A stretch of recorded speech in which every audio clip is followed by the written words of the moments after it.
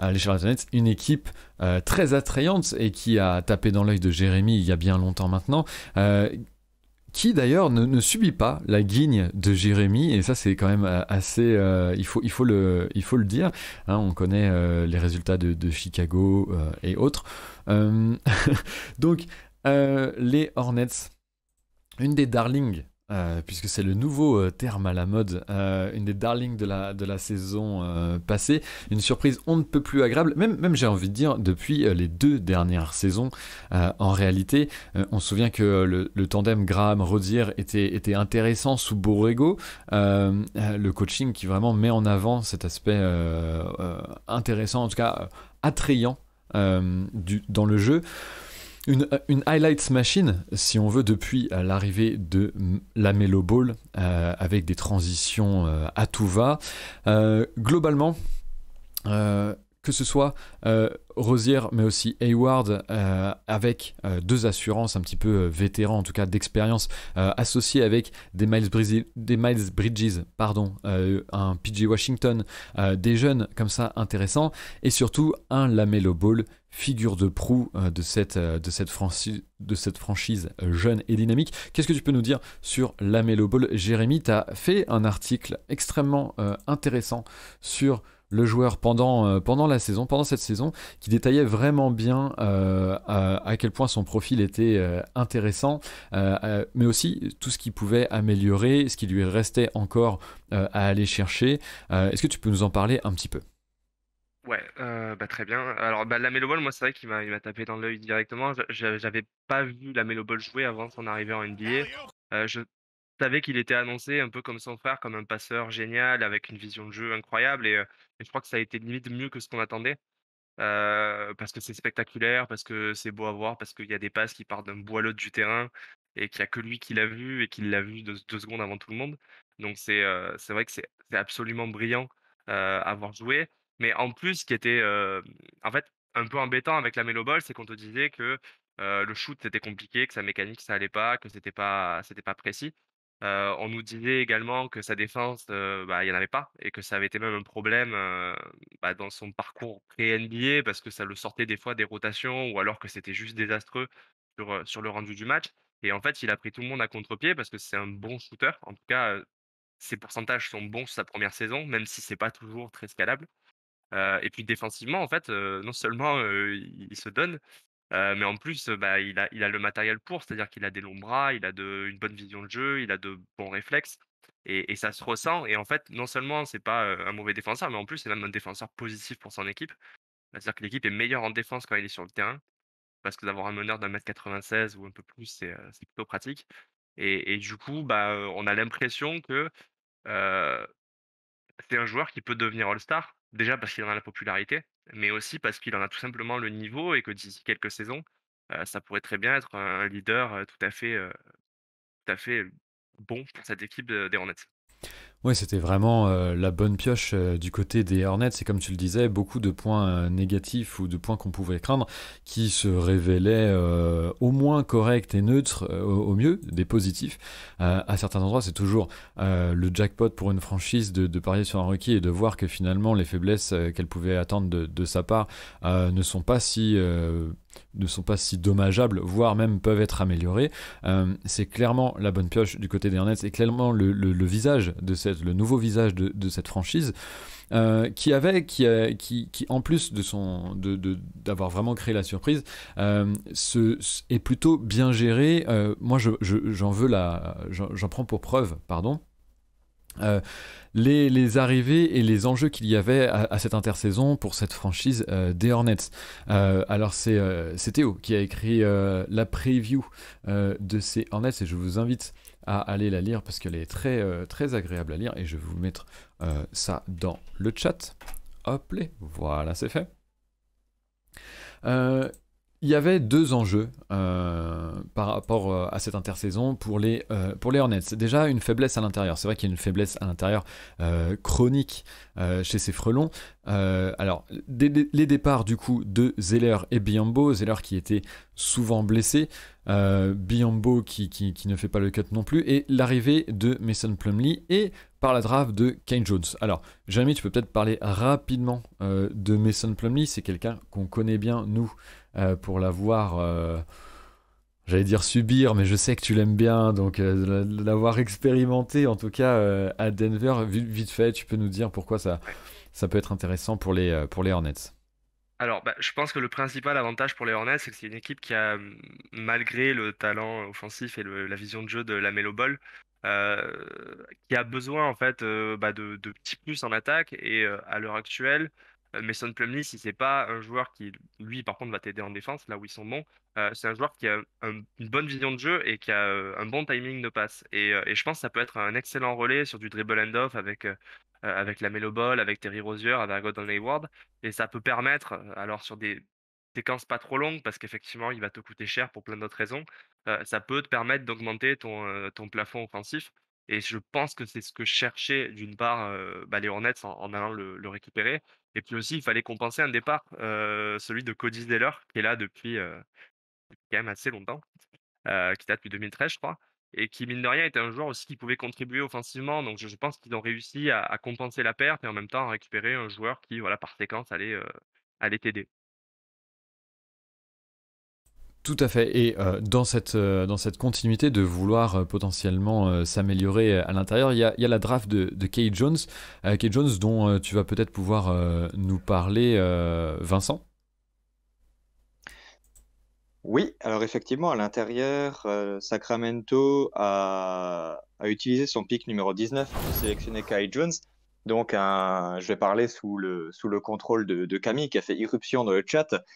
Kai Jones, donc c'est un pivot de 2 m 11, 100 kilos, dont l'avantage et la force première, c'est le physique. C'est-à-dire que c'est un intérieur bondissant, ultra mobile, ce qui lui, euh, ce qui lui confère notamment la faculté non seulement de marquer pas mal de points sur les deuxièmes chances parce qu'il a un second jump assez impressionnant, mais aussi tout simplement de potentiellement pouvoir défendre à terme sur les 5 postes en NBA. On sait que la qualité de switch est très recherchée aujourd'hui. Donc en cela, Kai Jones pourra faire du bien aux Kings, surtout qu'avec le pick 19, c'est plus ou moins dans son range bas, sachant qu'il était parfois, j'ai perdu mon terme, mais on pouvait l'imaginer être sélectionné un petit peu plus haut. Il a un petit bout de shoot aussi, même s'il a un échantillon très faible. Il prenait 1,3 tirs à distance par match, par contre, avec une précision plus qu'honnête, avec près de 38%, donc ce qui permettrait potentiellement de jouer le pick and pop, de jouer le catch and shoot avec lui. Les bémols, peut-être, c'est qu'il manque encore un petit peu de force. On l'a dit, il fait 2 m 11, mais il fait à peine 100 kilos sur la balance, donc ça risque de poser quelques problèmes lorsqu'il va défendre les gros au poste bas. Et à titre tout à fait personnel, alors je ne l'ai pas vu jouer énormément, mais j'ai l'impression puisqu'il a découvert le basket très tard, à l'âge de 15 ans, on a l'impression qu'il n'exploite pas encore tout à fait pleinement son potentiel physique.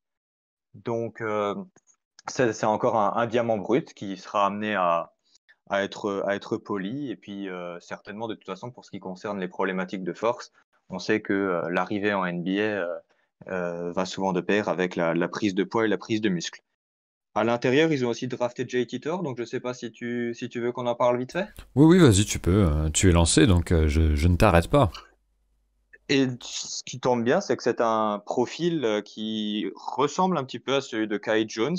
Donc ça, c'est Jay Titor, il a été sélectionné avec le pick 37 et c'est presque étrange parce qu'il avait une très bonne hype avant la draft, hype qui n'a pas du tout été confirmée le soir de la draft. Donc il a été sélectionné au début du second tour. Il a fait une saison à Auburn dans l'ombre, mais c'est une image dans l'ombre de Sharif Cooper, puisqu'avec ses 1,83 m, personne n'entre dans l'ombre de Sharif Cooper.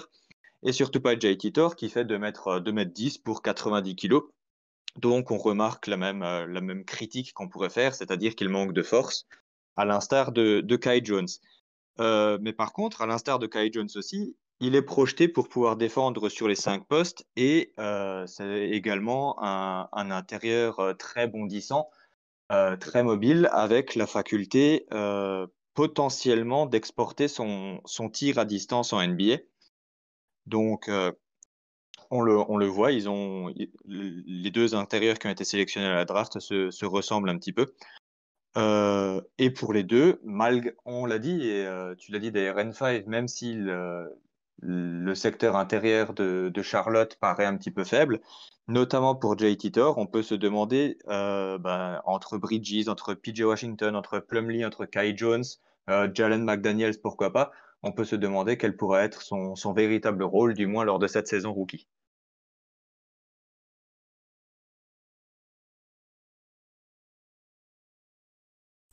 J'oublie de mettre mon micro, excusez-moi. Alors que j'ai oublié de changer les images pour la preview. Je reprends mon fil. Excusez-moi pour les petits trucs techniques. Encore une fois, c'est le début. On tâtonne, on s'améliorera. Donc parfait, tu as parfaitement fini mon point, Vincent, par rapport aux soucis intérieurs de cette équipe, cet effectif qui maintenant est un peu mieux garni à ce niveau-là. Et du coup, ces deux jeunes qui pourront effectivement, comme tu disais, se partager ou en tout cas être compétitif, enfin non, être en concurrence, voilà, c'est le terme que je cherchais, excusez-moi, être en concurrence sur ces postes d'intérieur. L'autre problématique pour les Hornets cet été, c'était de gérer la profondeur d'effectif. C'est vrai qu'ils peinaient dans... Alors, leur seconde unité était dans la moyenne de la ligue, dans les points qu'elle pouvait apporter, pile 15e il me semble, alors qu'on salue les poteaux de basket catéchisme, ça fait plaisir de vous voir à midi nous rejoindre, salut les gars. Malgré ça, ils avaient quand même, c'est vrai, un petit manque d'effectifs sur cette seconde unit et surtout une certaine irrégularité. C'est pour ça que on a pu voir les départs de Graham et de Malik Monk notamment au profit d'arrivées comme Ish Smith qui est un backup d'expérience donc qui à cette position n'a plus vraiment grand chose à prouver et qui stabilisera un peu cette seconde unit. Et James Bouknight, le rookie scoreur, ultra scoreur, dynamiteur même de défense un petit peu pétard, on peut le dire aussi comme ça. Est-ce que tu peux nous en parler un petit peu plus et un petit peu mieux que moi, alors que je vais remettre la vidéo à une vitesse normale et agréable. Est-ce que tu peux en parler un petit peu, Vincent? Alors, il faut savoir que je pense que les termes de dynamiteur et de pétard sont assez appropriés à James Bouknight, qui est un arrière qui a été sélectionné avec le choix numéro 11. Alors, encore une fois, on en parlait un petit peu plus haut, parfois à Sacramento, voire à Golden State. Et James Bouknight, donc, effectivement, c'est le véritable pétard ambulant. C'est un arrière-scoreur. C'est-à-dire que s'il a eu des flashs de création, ce n'est d'ailleurs pas sa qualité première. Il est à l'aise balle en main et il pourra peut-être initier sur de très courtes séquences. Pardon. Son ticket d'entrée en NBA, c'est très clairement sa faculté à mettre la balle dans le panier. C'était un excellent scoreur du côté de UConn, notamment au cours de sa deuxième saison. Il a fait 2 saisons à l'université. C'est un excellent scoreur qui représente une menace aussi bien en pull-up. L'année dernière, 50% de ses tirs étaient pris en pull-up. Il est à l'aise au cercle et il n'est pas du tout maladroit à mi-distance. Donc, très clairement, ça pourra constituer une menace offensive de choix, si ce n'est qu'il prenait, au moins à l'université, énormément de tirs très compliqués, ce qui fait que son pourcentage à 3 points était pas loin d'être catastrophique, un petit peu moins de 30%. Et il faudra voir en fait comment ce potentiel offensif qui est réel parviendra à s'exprimer en NBA, puisque si on a déjà du mal à prendre des tirs simples ou à se créer des tirs simples à l'université, ça sera pas forcément évident de s'en procurer en NBA. Et voilà, peut-être que tout dépendra pour lui de sa faculté à rentrer ces tirs compliqués qu'il aime tant prendre. Si ça tombe dedans, effectivement, ce sera qu'une plus-value pour Charlotte. Et ça leur fera pas de mal dans la seconde unité d'avoir un arrière très scoreur. Si ça ne tombe pas dedans, par contre, on peut se demander quel sera son rôle en NBA. surtout que ses aptitudes défensives, on peut peut-être mettre un point d'interrogation à côté. Qu'il s'est distingué par plus de pertes de balles que de passes décisives, donc on voit bien que c'est un scoring first, mais qu'en termes d'initiation et de création pour les autres, c'est pas l'arrière le plus à l'aise. Donc voilà, il y a des points d'interrogation autour de James Bouknight et de cette saison rookie. Mais par contre, s'il parvient à confirmer ses aptitudes offensives en NBA, je pense que ça pourrait être un véritable plus pour Charlotte. Une des questions qui vont se poser et qui, s'il arrive à s'affirmer, pourrait être intéressante aussi dans sa combinaison avec Lamelo Ball, puisqu'il a aussi, il me semble, des bonnes capacités sur le jeu off-ball. En tout cas, on peut imaginer qu'il puisse vraiment évoluer sur le jeu off-ball et être mis vraiment sur orbite grâce à Lamelo, qui est d'abord un passeur d'exception. Ça pourrait être un duo intéressant à ce niveau-là. Mais pour ça, c'est vrai qu'il faudrait qu'il passe potentiellement devant Terry Rozier. Et là, c'était une des interrogations que posait Théo dans sa preview. C'était de dire, avec tous ces changements et le fait d'avoir des postes doublés, puisque Kelly Oubre Jr. a également signé pour être peut-être le backup de Gordon Hayward, avec tous ces postes doublés, il y aurait peut-être des batailles d'ego et un temps d'adaptation pour la franchise. C'est vrai qu'il y a beaucoup de doublons ou de joueurs du même profil. On pense encore une fois à Terry Rozier et Bouknight. Ou encore PJ Washington, Miles Bridges, etc. peuvent être interchangés.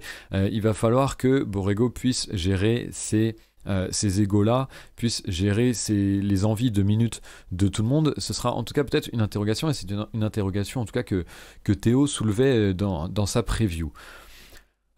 C'est une équipe, les Hornets, qui, malgré beaucoup de highlights, hein, on les voit tout le temps dans les top 10 à mettre des alley-oops et autres actions de haute volée. On pourrait croire que c'est une franchise très tournée vers l'attaque. En réalité, ils ne sont que 23e offensivement dans la ligue. Et tout simplement, ça s'explique parce que c'est une équipe d'abord défensive et qui joue en fait la transition. Pour jouer la transition, il faut tout simplement faire des stops défensivement. Et ça, ils le font plutôt bien. Ils sont 12e dans ce domaine. L'amélioration donc doit se faire vers l'attaque. C'est vrai qu'il y avait plusieurs choses qui pouvaient déjà tempérer un petit peu ce chiffre-là. Il y a eu beaucoup de blessures. Lamelo Ball s'est blessé. On sait aussi à manquer quelques matchs en tout cas. Il y a eu l'irrégularité de Malik Monk et de Graham aussi au scoring. Il y avait que Rozier finalement qui apportait ce scoring de manière un petit peu constante. Hayward également était passé à la trappe. On en parlait, il y a des améliorations potentielles sur le pick and roll avec Plumlee, c'est Jérémy qui soulignait parfaitement ça. Tout ça pour essayer d'un peu terminer cette preview en disant que il y a de l'upside dans cette franchise, même sur le côté offensif. Il y a un corps de joueurs qui semble assez intéressant, avec un dragster très enthousiasmant et l'image d'une franchise très enthousiasmante avec Lamelo Ball en tête de gondole et une construction d'identité en cours. Malgré tout, et c'est peut-être une question d'ouverture, il manque peut-être encore une grosse individualité. Qu'est-ce que vous en pensez ? On en parlait un petit peu avant l'émission. Alors que on va passer sur cette scène pour être à 3 avec le chat. Qu'est-ce que vous en pensez ? Alors qu'il y a 2 fois Vincent, donc je m'en vais corriger ça. Voilà, Jérémy, je te renomme comme il se doit. Qu'est-ce que vous pensez de cette évolution de la franchise ? Moi, je parlais d'un manque, peut-être d'une grosse individualité, un gros talent en plus, peut-être pour le moyen long terme, parce que c'est vrai que l'évolution à court terme a l'air de bien se faire, le coaching a l'air en place, et il y a vraiment des jeunes joueurs intéressants et une évolution qui devrait aller dans le bon sens. Effectivement, on a une équipe qui est alors plus profonde. Je pense que c'est à nuancer parce qu'il y a quand même eu des pertes importantes et que les arrivées sont pas forcément des sûres, on va dire. Mais par contre, quand on regarde l'équipe, on se dit bah, les 3 gros talents actuels seraient Lamelo Ball, Terry Rozier et Gordon Hayward. Et on a l'impression qu'il y en a au moins 2 d'entre eux font pas partie de l'avenir très long terme des Hornets. Gordon Hayward, c'est un joueur qui a déjà plus de 30 ans et qui a un historique de blessures qui parle pour lui-même. Et puis Terry Rozier, voilà, il arrive à 26-27 ans. C'est un très bon joueur, mais pas forcément le joueur idéal pour construire vraiment un projet compétitif sur le long terme. D'autant qu'on a l'impression qu'il est déjà arrivé quand même à un niveau où il peut plus vraiment proposer des évolutions très importantes sur son jeu. Donc c'est possible qu'à un moment donné, on se dise: «Bah, voilà, à être compétitif maintenant», il se retrouve avec LaMelo Ball et une poignée de bons joueurs, mais qui sont pas des stars, et qui donc permettraient pas à Charlotte, de devenir une équipe du top 3 de sa conférence pendant plusieurs saisons, quoi. Vincent, est-ce que tu veux Si ajouter quelque oui, chose? ouais, écoute, simplement, effectivement, après, à la lecture des noms du roster, je me dis qu'effectivement, l'équipe n'est pas hyper profonde, mais pour cette conférence Ouest et là où on les projette, parce que comme Jérém le dit, l'objectif de Charlotte maintenant, c'est pas d'aller concurrencer immédiatement Brooklyn, Milwaukee ou autre Philadelphie pour la saison qui va commencer dans une dizaine de jours. Euh, Par contre, là où on peut les voir, c'est-à-dire à la bataille avec, je sais pas, hein, j'aimerais bien connaître votre avis d'ailleurs, mais à la bataille avec peut-être Toronto, avec Indiana, avec Chicago pour une place entre 7 et 10, donc le play-in. Je me dis que le roster et les promesses qui ont été faites l'année dernière, parce qu'il faut pas oublier qu'avant les blessures de Ball et d'Hayward, Charlotte était plutôt bien partie, peut-être même pour une qualification directe en playoff. Donc je me dis que cette saison pourrait être une belle surprise du côté de Charlotte. Heu, Moi je suis un petit peu dubitatif quand même sur Charlotte et sur un point qu'on évoquait aussi en off avant de prendre l'antenne. C'était le fait que l'année dernière, Charlotte était une des 3 meilleures équipes dans le clutch. Alors le clutch pour le définir, c'est les 5 dernières minutes d'un match quand le score est de 5 points ou moins. Arrivés à fin avril, ils avaient gagné presque 70 de leurs matchs dans ces situations-là. Ils étaient une des équipes vraiment qu'il fallait pas prendre dans les fins de rencontre. Parce qu'ils avaient, je crois, le premier offensive rating, dans ces périodes-là et le deuxième defensive rating. Heu et j'ai peur que ça, on ait aucune certitude que ça se reproduise, dans les saisons à venir et même la saison prochaine. Et si ça ne se produit pas, en fait, c'est une perte de 7-8 victoires sur une saison facilement. Et dans ce cas-là, en fait, tu passes d'une équipe qui peut jouer les playoffs à une équipe qui rate même le play-in. Et ça va être à surveiller, d'autant que des joueurs qui étaient importants dans ces moments-là, je pense notamment à Devonte Graham, est parti, a été remplacé par un joueur moindre comme Ish Smith. Donc, oui, ça peut être une bonne équipe, mais je les vois moins costauds que d'autres concurrents, à la base. Après, s'ils ont une amélioration plus globale dans le jeu, parce que la Melo a pris un petit peu d'expérience, et comme les autres jeunes, Miles Bridges, PJ Washington, rien ne dit qu'ils disputeront autant de matchs serrés que l'année dernière. Peut-être qu'ils arriveront à remporter certains matchs de manière un petit peu plus large. Donc dans ce cas-là, même s'ils sont moins bons que l'an dernier dans le clutch time, ce qui ne sera pas compliqué vu qu'ils étaient excellents, euh, peut-être que la vérité se situera entre mon optimisme et ton dubitatisme. Possible, possible.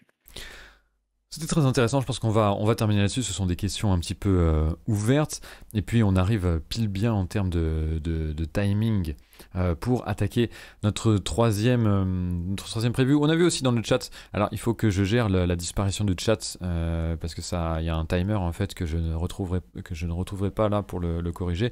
On a vu dans le chat que... il y avait pas mal de débats sur la rotation à l'intérieur. Bon, sans rentrer plus dans ce débat-là parce qu'on doit passer à la preview suivante. C'est intéressant de voir en tout cas qu'il y a des possibilités et des choses à tenter et ne pas oublier que c'est une franchise qui, même si elle a des vétérans, etc., est encore à développer et joue encore un peu sa reconstruction, même si elle est plus avancée que les previews qu'on pouvait faire d'autres franchises et de la franchise dont on va parler maintenant, puisque on va parler des San Antonio Spurs.